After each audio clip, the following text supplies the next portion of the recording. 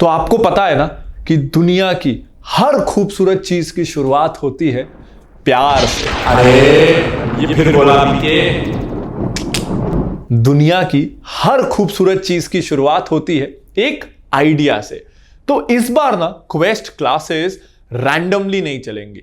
इस बार इन क्लासेस को हमने डिवाइड किया है 6 इंपॉर्टेंट सेक्शंस में, जो आपको हेल्प करेगा ज्यादा प्रॉफिट्स कमाने में। चलिए उन 6 सेक्शंस की तरफ चलते हैं। तो देखो, जब भी आप इन्वेस्टिंग करते हो ना, उसमें बेसिकली हमें पता हो या ना पता हो, यही 6 स्टेप्स इन्वॉल्व होते हैं।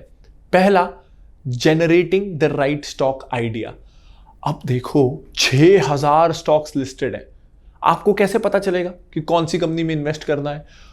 एक कंपनी को एनालाइज करने में आपको पता है एक एनुअल रिपोर्ट 200-250 पन्नों की होती है, और एक साल की एनुअल रिपोर्ट तो पढ़नी नहीं है, 4-5 साल की एनुअल रिपोर्ट पढ़नी है। यानी एक कंपनी को एनालाइज करने में 1000 पन्ने। लेट्स बी ऑनेस्ट, इतनी पढ़ाई तो मैंने और आपने बोर्ड एग्जाम्स में भी नहीं की थी, तो ये तो हम करने वाले हैं नहीं।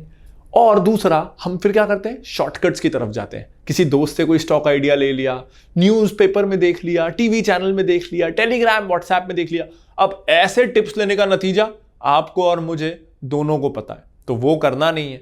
तो ऐसे में हमें एक टाइम एफिशिएंट सिस्टम बनाना पड़ेगा, जिससे जल्दी जल्दी अच्छे अच्छे स्टॉक आइडियाज हमको आए, जिनका रिजल्ट वो टेलीग्राम टिप और बाजू वाले अंकल की जो इनसाइडर टिप है उससे बेटर रहे, हमें लॉस ना हो। और दूसरा, हमारा 1000 पेज पढ़ने जितना टाइम भी वेस्ट ना हो, तो रिजल्ट्स बेटर हो जाए, टाइम ज्यादा ना लगे। ऐसा हम कैसे सिस्टम बना सकते हैं और अपने आप हमें ऐसे अच्छे वाले स्टॉक आइडियाज आते रहें। इनफैक्ट आज के इस वीडियो में हम यही डिस्कस करने वाले हैं, और उसके बाद अगले कुछ वीडियोस में हम डिस्कस करेंगे कि जो आइडियाज आ रहे हैं, भले ही हमने एक अच्छा सिस्टम बनाया है, लेकिन वो सिस्टम फुल प्रूफ नहीं है, उसमें भी कई बार गलतियां होती हैं। तो उसके बाद जब वो आइडियाज अपने आप जनरेट हो रहे हैं, उसके बाद उन स्टॉक्स को एनालाइज कैसे करना है। उसके बाद हम इंडियंस हैं, कंजूस हैं, ज्यादा पैसा थोड़ी देंगे, तो उन्हें वैल्यू कैसे करना है। फिर अब सोचो एक ऐसी क्रिकेट टीम जिसमें 11 स्पिन बॉलर्स हैं, या 11 फास्ट बॉलर्स हैं, या 11 बैट्समैन हैं। अब वो कितने भी अच्छे बॉलर या बैट्समैन हो, वो एक अच्छी टीम नहीं है।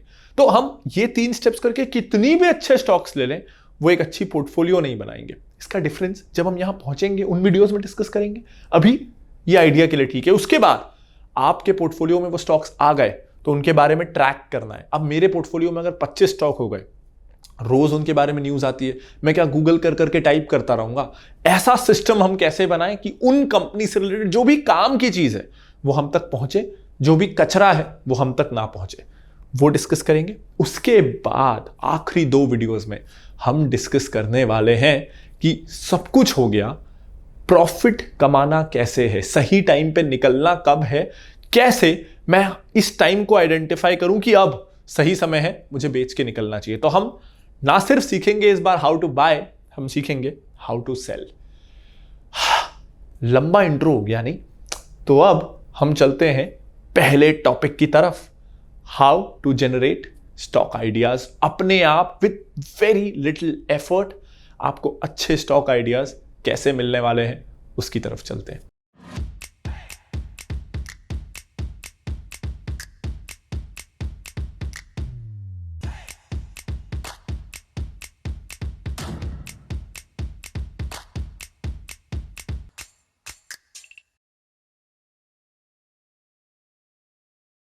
अब यार मैं क्वेस्ट क्लासेस बना दूं और कुछ बदले भी ना, तो क्या फायदा?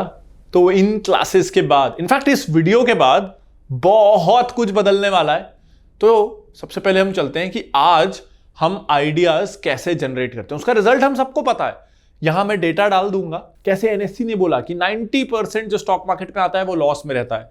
ज़ेरोधा का डेटा यही कहता है कि 95-97% लोग लॉस में रहते हैं। तो इसको बदलना है ना, तो पहले हम जानते हैं कि आज लोग स्टॉक आइडियाज कैसे जनरेट कर रहे हैं, जिसके कारण 90-95% लोग लॉसेज में हैं। तो चलो चलते हैं, आज आइडियाज कैसे जनरेट होते हैं जानते हैं। तो आज हमें आइडिया पता चलते हैं मुंबई वाले फूफा जी से, जिनका स्टॉक मार्केट में डायरेक्ट लिंक है, और वो आपको कोई इनसाइडर टिप देते हैं कि इसमें निवेश करो पक्का। अंदर के बंदे ने मुझे बताया, उससे बात करके बता रहा हूं, गारंटी बोल रहा है वो, मैंने तो ले लिए 5 लाख रुपए के, आप 10 लाख के ले लो। ऐसा बोल के वो आपका पैसा घुसवा देते हैं और वो पैसा ऐसा घुसता है, कभी नहीं देख पाते फिर आप उसे। उसके बाद आते हैं न्यूज वाले अंकल, जो न्यूज चैनल को बहुत सारा पैसा देते हैं, अपने ब्रांड को पीछे लगाते हैं और उसके बाद आके लोगों के जो क्वेरीज हैं उसको सॉल्व करने का दिखावा करते हैं, जो बेसिकली एक पीआर स्टंट होता है। लेकिन वो लगते बड़े स्मार्ट हैं, वो साउंड बड़े इंटेलिजेंट करते हैं और हम इंक्लूडिंग मैं कई बार उनसे बेवकूफ बनाऊं। और उसके बाद आती है इंस्टा वाली आंटी, जो बहुत ही इंप्रेसिव लैंग्वेज में, बहुत इंप्रेसिवली अच्छी इंग्लिश में आपको बड़ी बड़ी थ्योरीज समझाती हैं और बताती हैं कि कैसे ये अगर आपने नहीं किया तो आप किसी काम के नहीं हो, ये अगर आपने नहीं किया तो आप गरीबी में मरोगे, आप कभी जल्दी रिटायर नहीं हो पाओगे, गाड़ी कभी नहीं खरीद पाओगे, घर कभी नहीं खरीद पाओगे। आपको बिल्कुल वो करना है जो वो कहेंगी और तुरंत आपको उनको फॉलो करना है, वरना आपकी जिंदगी किसी काम की नहीं।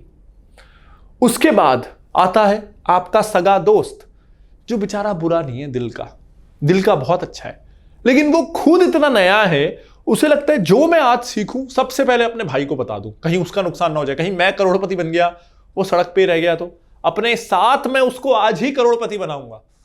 दोनों साथ में कंगाल होते हैं, कसम से, बहुत देखा है मैंने।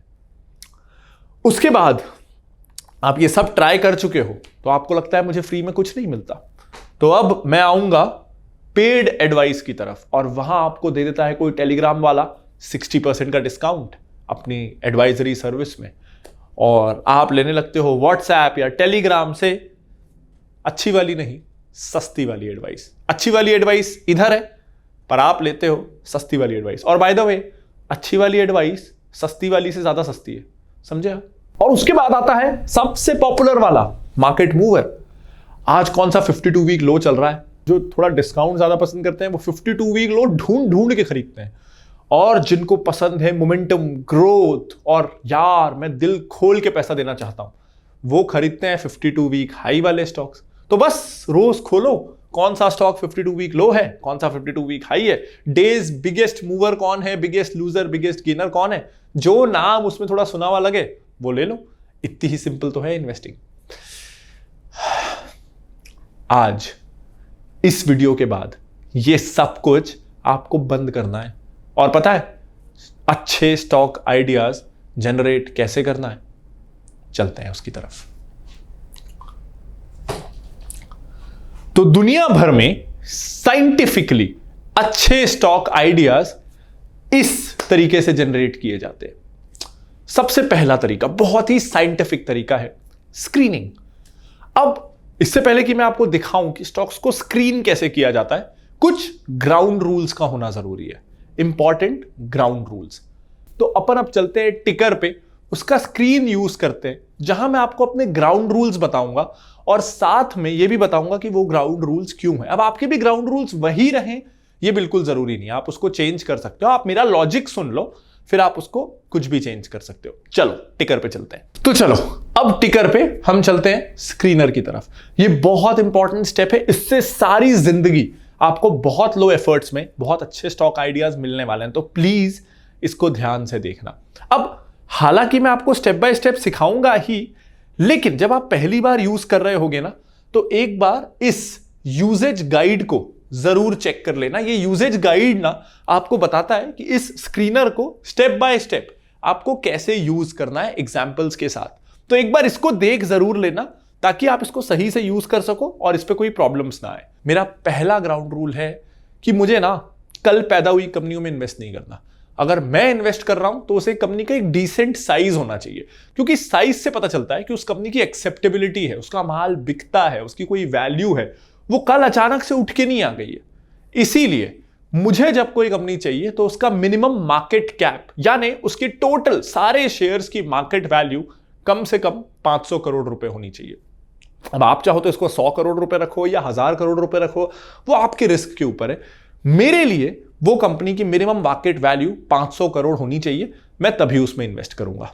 अब 6000 कंपनियां हैं, उनमें से मुझे इसको फिल्टर करना है। तो चलो यहां पे अब मैं लिखता हूं मार्केट कैप। मैं जैसे ही लिखता जाऊंगा टिकर अपने आप सजेशंस देगा कि आप क्या करना चाहते हो। तो मुझे चाहिए market cap greater than 500 crore. ये मेरा पहला ग्राउंड रूल है। अब ये तो मुझे चाहिए ही, लेकिन इसके साथ मुझे चाहिए कि कंपनी पे ना ज्यादा कर्जा ना हो, क्योंकि हम पर्सनली बैंकरप्ट होते हैं कर्जे के कारण। हम न्यूज में आए दिन पढ़ते रहते हैं कि कंपनियां बैंकरप्ट होती हैं कर्जे के कारण। तो कर्जे से ना यार मुझे पर्सनल लाइफ में और इन्वेस्टर लाइफ में डर लगता है। तो मुझे ऐसी कंपनी चाहिए जिसपे डेट ना बहुत कम हो उसकी इक्विटी के मुकाबले, यानी कितना पैसा उसने इक्विटी से उठाया है। क्योंकि इक्विटी में क्या होता है ना, मान लो आईपीओ आया और मैंने पब्लिक से पैसा उठा लिया, अब अगर मुझे लॉस भी हो रहा है ना, तो मुझे पब्लिक को हर साल पैसा लौटाना नहीं है। शेयर प्राइस आईपीओ से नीचे भी चला जाए तो पब्लिक मुझे कुछ नहीं बोल सकती, लोगों ने वो रिस्क लिया है। लेकिन बैंक से जब मैं लोन उठाता हूं तो मुझे उन्हें हर साल 13, 14, 15% का इंटरेस्ट देना है। तो मुझे चाहिए कि ज्यादातर जो मेरी फंडिंग है वो इक्विटी से हो या इंटरनल एक्रूवल से हो, डेट से ना हो।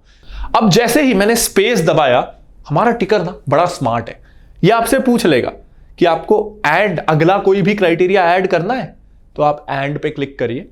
और फिर अब मुझे चाहिए कि इस कंपनी का डेट इक्विटी रेशियो जो है ना, और जो भी मैं डालूंगा वो यहां सजेशंस में अपने आप आता रहेगा, वो होगा लेस देन 0.2।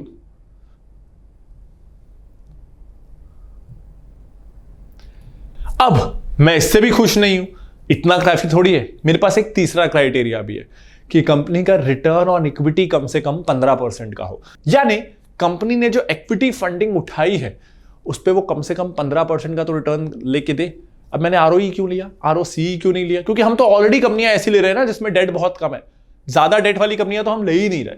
अगर हम ऐसी कंपनियां लेते जिन पे डेट होता तो आरओसी एक बेटर मेट्रिक होता, लेकिन हम डेट वाली कंपनियां ले ही नहीं रहे, इसलिए सीधा हम इक्विटी रिटर्न्स को देखते हैं।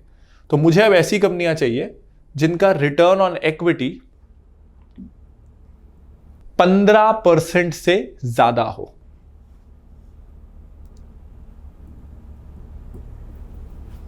इसके अलावा मुझे चाहिए कि कंपनी पिछले साल से थोड़ा माल और बेचे, थोड़ा सेल्स और करे, थोड़ा प्रॉफिट और कमाए। तो मुझे चाहिए कि कंपनी के पास कम से कम सेल्स ग्रोथ आ रही हो 5% से ज्यादा और प्रॉफिट ग्रोथ आ रही हो 10% से ज्यादा।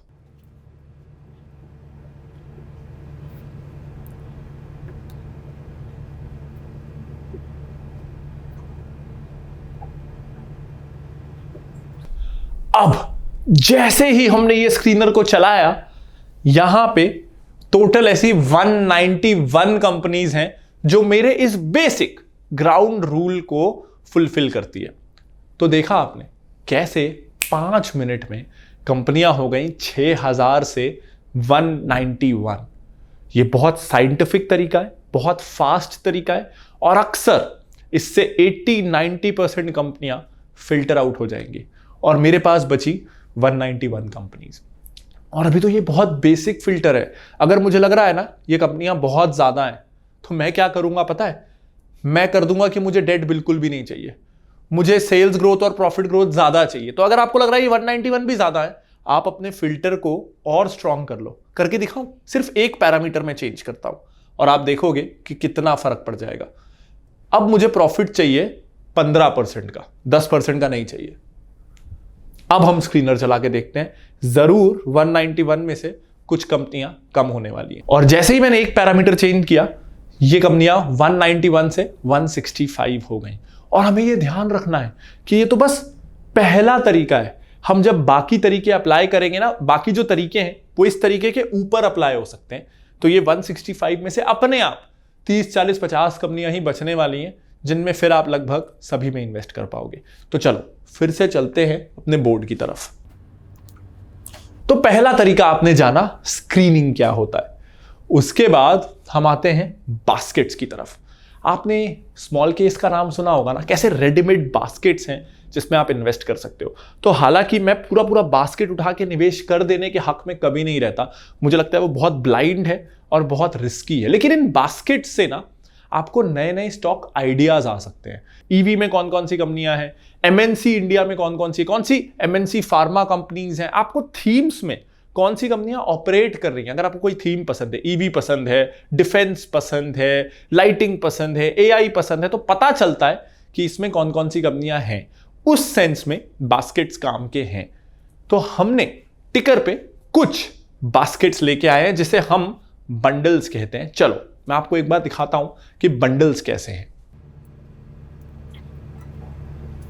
अब यहां बंडल्स पे जाते ही ना आप देखोगे कि यहां अलग अलग स्ट्रैटेजीज, अलग अलग थीम्स के हिसाब से कंपनीज को ग्रुप किया गया है।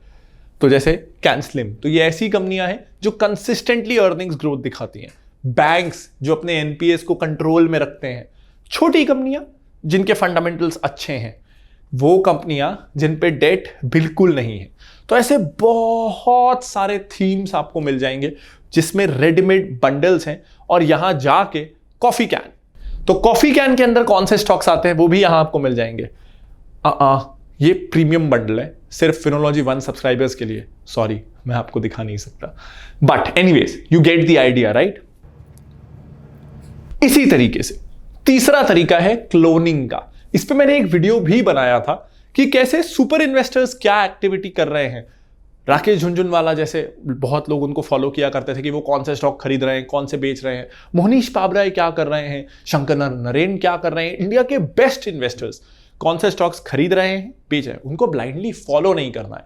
लेकिन कई बार ना वो, क्योंकि वो दिन भर यही काम करते हैं, उनके पास बड़ी टीम्स होती हैं, तो वो कई बार ना हिडन जेम्स मार्केट से निकाल के ले आते हैं जिनके बारे में हमने और आपने सुना नहीं होता। तो अगर वो इंटरेस्टेड हैं तो ये गुड स्टार्टिंग पॉइंट हो सकता है कि यार उसने इन्वेस्ट किया ना, जरूर कुछ अच्छा होगा, चलो देखता तो हूं कंपनी में क्या है। तो as an idea it helps, blindly follow नहीं करना है।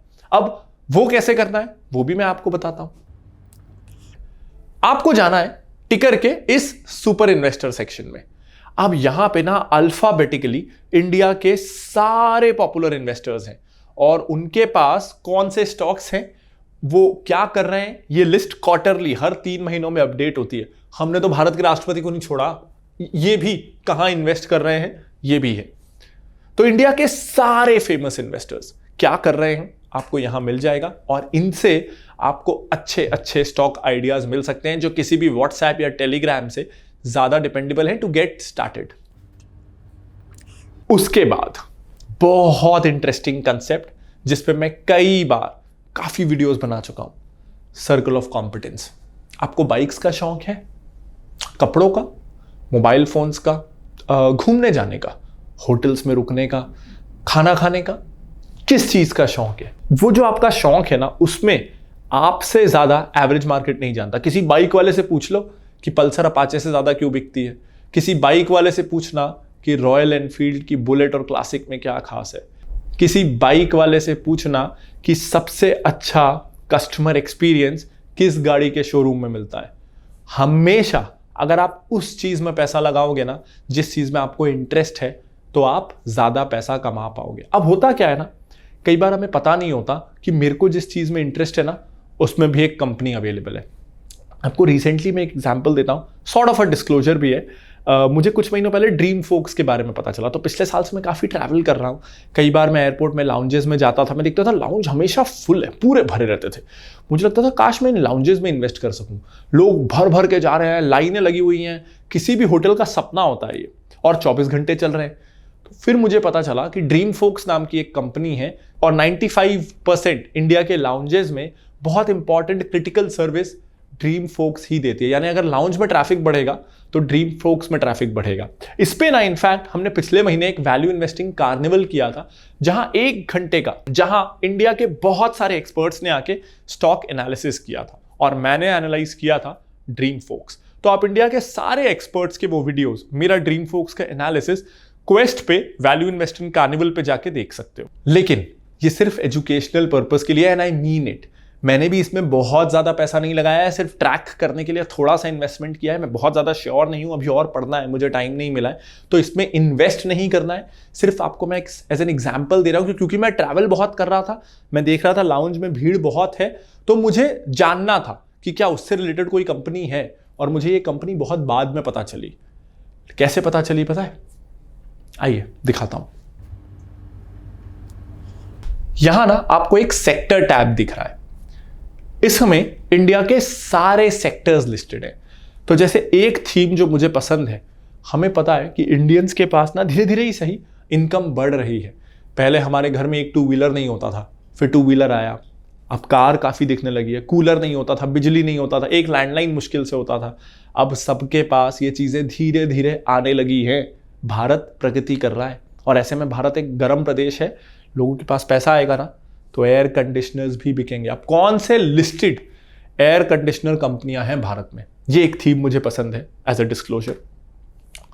तो भारत में जो कंपनियां लिस्टेड हैं और जो एसी बनाती हैं वो है Voltas, blue star, amber enterprises, sharp और जॉनसन कंट्रोल्स। तो इससे ना मुझे पता चलता है कि कौन सी ऐसी कंपनियां हैं जो मेरे सेक्टर पे भारत में लिस्टेड हैं। तो इंडिया के लगभग सारे सेक्टर्स हमने यहां रखे हैं। आपका जिस सेक्टर में इंटरेस्ट है वहां आप देख सकते हो कि कौन कौन सी कंपनियां हैं और फिर उन कंपनियों को कंपेयर कर सकते हो कि कौन सी कंपनी बेटर है। तो ये ना मेरा एक फेवरेट तरीका है स्टॉक आइडियाज जनरेट करने का। इसके बाद हम आते हैं इंडस्ट्री ट्रैकिंग पे। तो उस इंडस्ट्री में क्या हो रहा है और कौन सी कंपनियां कैसा परफॉर्मेंस कर रही हैं, किसका रिजल्ट अच्छा आया, किसका रिजल्ट बुरा आया। तो जैसे आपको हो सकता है बजाज में इंटरेस्ट हो, आपके पास पल्सर बाइक है, लेकिन जब आप बजाज ट्रैक करने लगोगे ना तो ये आपकी ड्यूटी है। तो ना आपको अपने आप पता चल जाएगा कि और कौन सी कंपनियां बाइक्स में अच्छा कर रही हैं। रॉयल एनफील्ड का रिजल्ट क्या आया, टीवीएस का रिजल्ट क्या आया। ये कैसे होगा? ये होगा पीयर कंपैरिजन से। चलिए चलते हैं।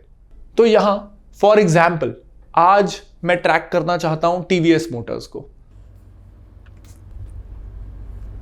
अब जैसे ही मैं टीवीएस मोटर्स पे गया, मुझे क्लिक करना है पीयर्स पे, और पीयर्स पे जाते ही मुझे दिखेगा कि ऐसी और कौन सी कंपनियां हैं जो इसकी कॉम्पिटिटर है, जो इससे कंपीट करती हैं। कुछ मेजर कॉम्पिटिटर्स हैं बजाज, आयशर जो रॉयल एनफील्ड बनाती है, हीरो, और क्योंकि टीवीएस ऑटोज वगैरह भी बनाती है इसलिए अतुल ऑटो भी इसके कॉम्पिटिटर में दिख रहा है। तो ये कुछ लिस्ट है, इसमें हम 4-5 कॉम्पिटिटर्स दिखाते हैं। अगर कोई ऐसी कंपनी जिसके बहुत सारे कॉम्पिटिटर्स हैं, आप फुल पीयर कंपैरिजन में जाओ और आपको पूरी लिस्ट मिलेगी। अब इससे क्या होता है, इससे मुझे एक बेसिक चीज पता चलती है कि टीवीएस का शेयर ना अगर मैं पीई वाइज देखूं तो 37 के पीई में है। बजाज काफी सस्ता है at least PE valuation wise, Eicher लगभग बराबर है, हीरो मोटोकॉर्प सस्ता है। तो इससे मुझे एक एटलीस्ट पीई रेशो से दिख रहा है कि टीवीएस मोटर्स हो सकता है अभी महंगा हो। फिर मुझे देखना है कि अच्छा महंगा है तो क्या ये कंपनी रेशोज वाइज दूसरी कंपनियों से बेटर है। तो जैसे दोनों का आरओई बजाज का हो या टीवीएस का हो सिमिलर है, आरओसी बजाज का बेटर है। तो इस तरीके से मैं एक अंदाजा लगा सकता हूं कि मेरी जो कंपनी है वो इंडस्ट्री में क्या चल रहा है, इंडस्ट्री में क्या वैल्यूएशन चल रहा है, इंडस्ट्री में क्या माहौल चल रहा है, उसके हिसाब से मेरी कंपनी अच्छा कर रही है या बुरा कर रही है। इसके अलावा मैं एक और चीज देख सकता हूं, मैं देख सकता हूं टीवीएस का हिस्टोरिकल प्राइस चार्ट कि टीवीएस हिस्टोरिकली आज अगर 38 के पीई में है तो यूजुअली कितने पीई में रहती है, और क्या ये अपने एवरेज पीई के आसपास है या ज्यादा है या कम है। तो जैसे अभी 37 के आसपास है, लेकिन मैं देखूं तो ये हमेशा इसी प्राइस पे होती है। यहां पे ये एक बार कम हुई थी लेकिन हमेशा 30 के ऊपर ही रहती है, कई बार तो बहुत ज्यादा भी जाती है। हालांकि ये गलत दिख रहा है, पी इतना ज्यादा दिख रहा है, ये मैं आगे आपको बताऊंगा कि क्यों दिख रहा है, लेकिन आप अभी के लिए इसको इग्नोर करिए। लेकिन हिस्टोरिकली टीवीएस 30 के पीई के आसपास ही रहती है, तो अपने हिस्टोरिकल पीई से तो ये बहुत ज्यादा महंगी नहीं है। इसी तरह मैं पीबी चार्ट भी देख सकता हूं, और जब मैं पीबी से कंपैरिजन करता हूं तो मैं देखता हूं कि ये महंगा है। अब किस कंपनी में आपको पीई देखना है, पीबी देखना है, वो अपन एनालिसिस और वैल्यूएशन के समय आएंगे, लेकिन मैं आज बस आपको बताना चाहता हूं कि कैसे स्टॉक आइडियाज जनरेट हो सकते हैं। अब हम आते हैं रिसर्च रिपोर्ट्स की तरफ।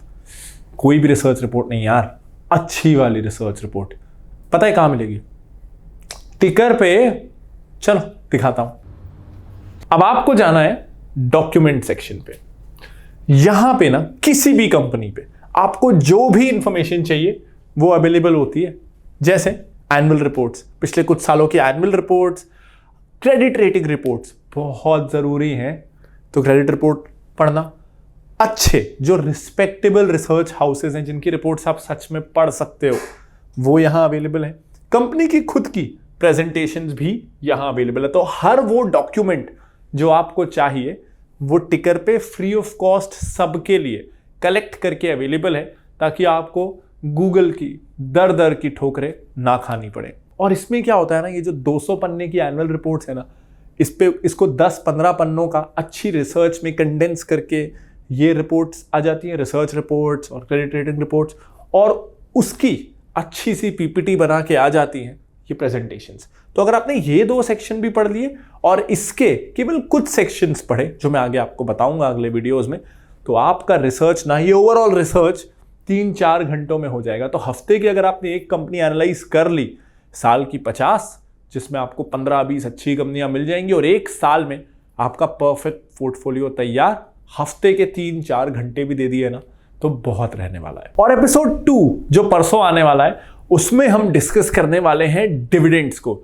आई थिंक एनालिसिस का स्टार्ट ना बहुत सारे लोग एक्चुअली डिविडेंड से करते हैं। डिविडेंड यील्ड कितना है, डिविडेंड कितना मिल रहा है, तो वो देखते हैं अभी 52 वीक लो की तरफ है कि हाई की तरफ है, और डिविडेंड कंपनी देती है कि नहीं। तो मैंने सोचा डिविडेंड के बारे में बहुत सारे मिसकंसेप्शंस हैं। एपिसोड 2 में ना इन डेप्थ ट्रैक करते हैं डिविडेंड्स को, और उसके बाद डिविडेंड्स के बारे में जो आप सोच रहे हो ना, वो सोच बदलने वाली है। तो ये था क्वेस्ट क्लासेस एपिसोड 1। उम्मीद करता हूं इस बार का फॉर्मेट आपको पसंद आ रहा होगा और इस स्क्रीन से आपकी हेल्प हो रही होगी। मैं भी सीख रहा हूं, मेरे लिए थोड़ा नया एक्सपीरियंस है, तो आगे के वीडियोस में ये और स्मूथ होता जाएगा। और अगले 10-15 वीडियो में, अभी एग्जैक्ट एपिसोड्स कितने आएंगे वो डिसाइडेड नहीं है, लेकिन मिनिमम 10 तो आएंगे। अगले 10-15 वीडियोस में मैं पूरी कोशिश करूंगा कि इन डेप्थ जितना एडवांस लेवल का इन्वेस्टिंग पॉसिबल है, जितना मुझे आता है, वो सब आप तक पहुंचा सकूं। आपको ध्यान ये देना है कि ये वाला एपिसोड और अगला एपिसोड YouTube में है, उसके बाद के और जो एडवांस लेवल के एपिसोड्स हैं वो आपको मिलेंगे quest.phinology.in पर। और इस बार हर रोज नया वीडियो नहीं आने वाला है, क्योंकि थोड़ा प्रॉब्लम हो जाता है बाकी काम के बीच में रोज शूट कर पाना। तो हर ऑल्टरनेट डे वीडियोस आते रहेंगे। This is Pranjal Kamra signing off. Bye bye, see you on the next episode.